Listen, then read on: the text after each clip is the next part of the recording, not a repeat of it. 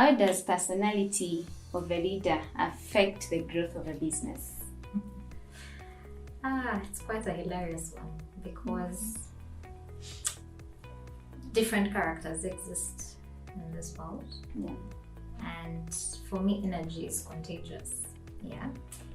If I walk into any room and let's say I'm seated with somebody new, already body language can somehow tell you what this person's character is like, right?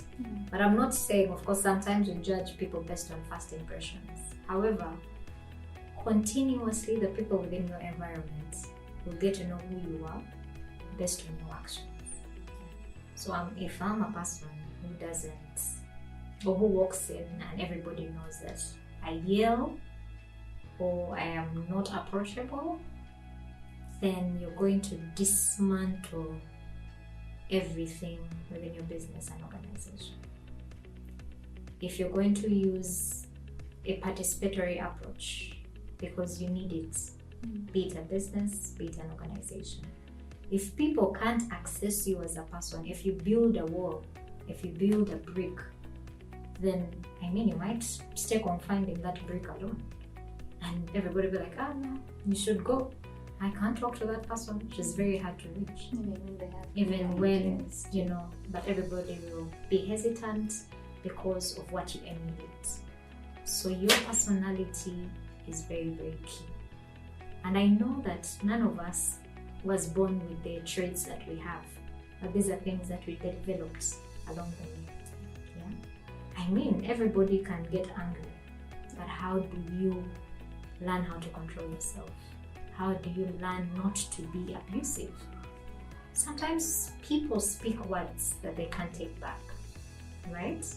And now, how then do you navigate and twist it around?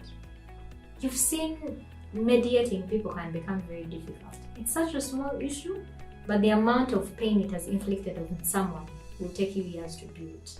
So let's learn how to work on ourselves as people, be it how we communicate, and learn how to as well, kind of tone yourself down as a person. It doesn't cost much to be a good person. And I'm not saying any of us is perfect, but we all have to be a work in progress. Keep learning. If you have anger issues, work on yourself.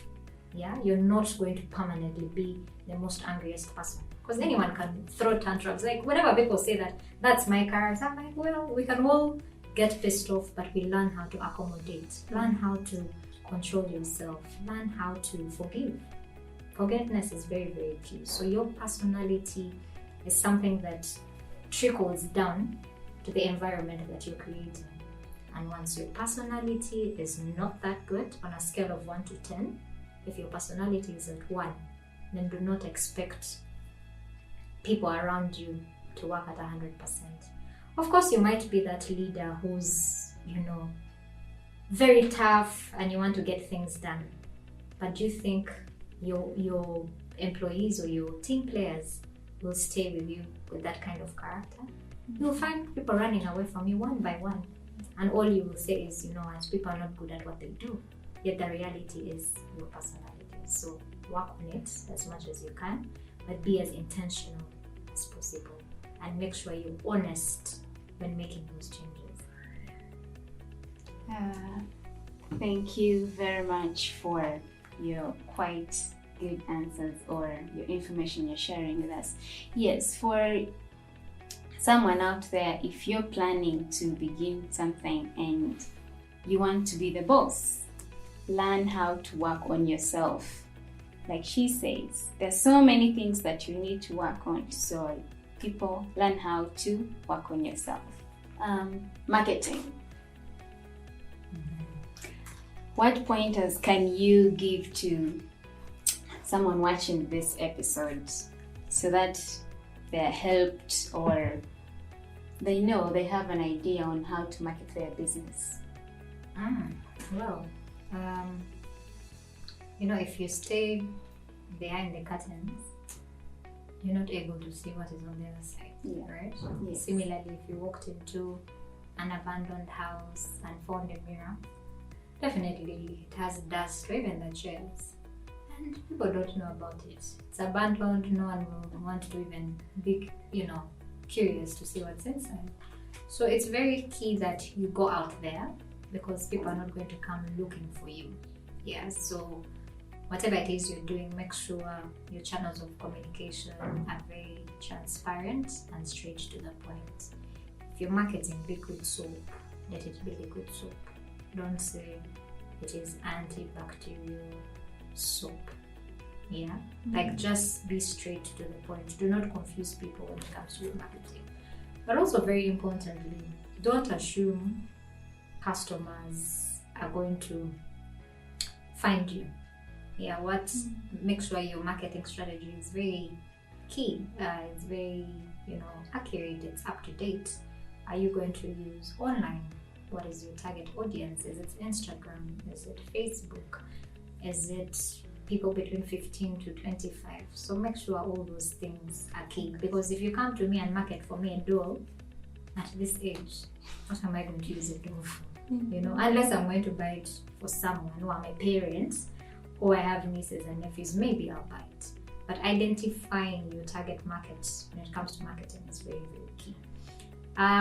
Also, good photography or great photos, especially if you have products, is quite a plus to kind of boost up your portfolio, right? So if you have an online platform, make sure that photos you're taking they speak for themselves.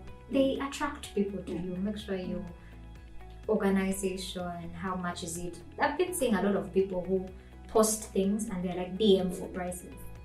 Like the whole process of DMing, how many people are going to DM you, direct message you, and at what point are you going to respond to all those people? So why shy away from your price? Know your price, say it out, and if there's a need for negotiation, be straight to the point. Don't tell people to direct message you. Put the price of the product out there. I mean, you want to fast track your sales, so make sure you're as clear and as to the point as possible. And then I think the other thing that for me is very key when it comes to marketing is branding. I am very, very key and very detailed when it comes to colors, when it comes to how words look like, when it comes to grammar. If I see a wrong spelling on something, it might turn me off to even purchasing the product, because I'll be like, a mistake like this on just the spelling, how about the product making, And also quality. Make sure the products that you have are of quality and you're giving your customers value. So market and make sure you know what you're selling. As a leader, as an entrepreneur, if you cannot talk about your product, are you going to keep hiring people to talk about it? But if it is you at that point who has to sell it, and you're like, I'm not sure of what ingredients we use, I'm also not sure what product this is, because people want detail. So make sure your customer and your team know the in and out of business very well. If it means doing refresher trainings, if it means going through the whole product cycle, make sure you do as a leader, right? It's very, very key. And then also, you never know who your customer is. So make sure, if it's your product, have something that reflects it, talk about it. Your online presence should be key, but also remain relevant. Do not advertise for what would be the best example? For a what? I don't want to go to the mainstream media, but don't advertise for, and I don't want to sound controversial. Let's leave it at that. But make sure you choose the right channel of communication. Yeah. Something that you would have done on print or social media, on Twitter, doesn't necessarily need you to take it on radio. So learn how to be specific when it comes to the channels of marketing. Yeah. Yes, Ms. Aisha, thank you for sharing that information about marketing. I know marketing is a big box, I could say. It has so many things that you can pick up. But like you say, if you want to really sell out something or sell your product, learn or figure out who am I selling it to, where am I selling it, or what platform will really get me the customers. So guys, marketing is really a big thing, and you really need to be cautious about it. Yes.